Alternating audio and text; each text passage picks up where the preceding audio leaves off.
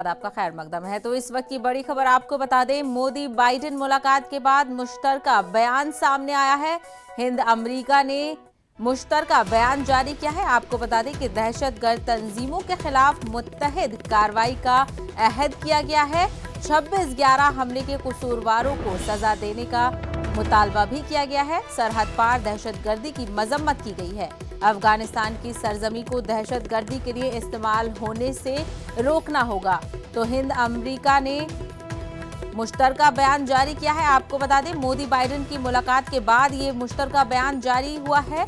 Hind America ने दहशतगर्द तंजीमों के खिलाफ मुत्तहिद कार्रवाई का अहद किया है। आपको बता दें कि 26/11 हमले के कसूरवारों को सजा देने का मुतालबा किया गया है। सरहद पार दहशतगर्दी की मजम्मत की गई है और वहीं अफगानिस्तान की सरजमी को दहशतगर्दी के लिए इस्तेमाल होने से रोकना होगा।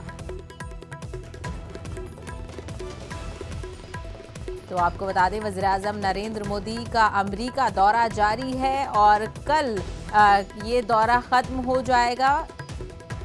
पीएम नरेंद्र मोदी कल हिंदुस्तान वापस लौटेंगे और लगातार अहम मुलाकातों का सिलसिला भी जारी रहा।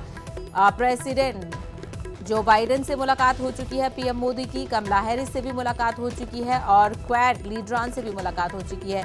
तो पीएम मोदी की बाइडेन से मुलाकात के बाद मुश्तरका बयान जारी हुआ है, जिसमें दहशतगर्द तंजीमों के खिलाफ मुत्तहिद कार्रवाई करने का अहद किया गया है। 26/11 हमले के कसूरवारों को सजा देने का मुतालबा भी सामने आया है और वहीं सरहद पार दहशतगर्दी की मजम्मत की गई है। अफगानिस्तान की सरजमी को दहशतगर्दी के लिए इस्तेमाल होने से रोकना होगा। तो अफगानिस्तान भी बेहद अहम मुद्दा रहा इस दौरे के दौरान, क्योंकि जिस तरीके से तालिबान का कब्जा अब अफगानिस्तान में हो गया है, उसके बाद से ये एक अहम मुद्दा बना हुआ है।